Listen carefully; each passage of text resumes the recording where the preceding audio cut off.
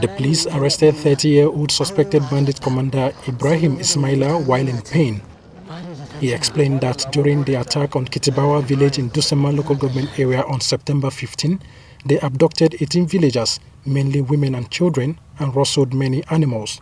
He said on their way to the forest, they met stiff resistance from the police and other security personnel, led by the area commander of Dosenma, Assistant Commissioner of Police Aminu Umar, where 90 of the rustled animals were recovered. Ibrahim also confessed that his leader, Sani Muhin Dinge, who is notorious and on the wanted list of the police, is hiding in the Danmusa forest and has over 100 young foot soldiers.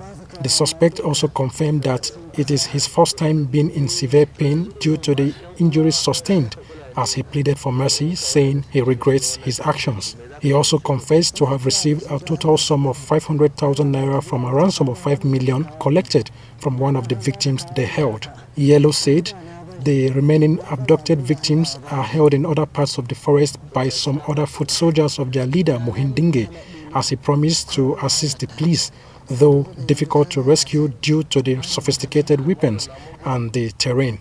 Other arrests include that of a suspected 22-year-old Basiru Muazu, believed to be an errand boy of another notorious bandit commander on the wanted list of the police, Dahe, who is hiding in the Danmusa forest. One of the rescued victims, 20-year-old Basira Haruna, on behalf of others, said while in captivity, they arrested suspected commander, who they were able to identify at the time of his arrest, got 500,000 naira shares of a 5 million naira ransom received from a victim's family, but cannot say whether the victim was released or killed.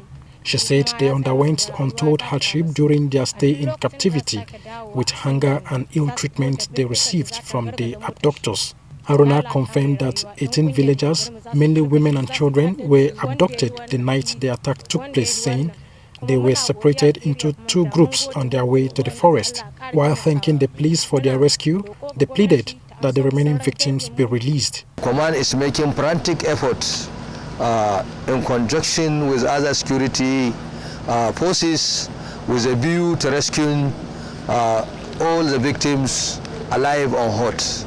The 10 rescued victims are made up of 7 women and 3 babies. Zakari Omale.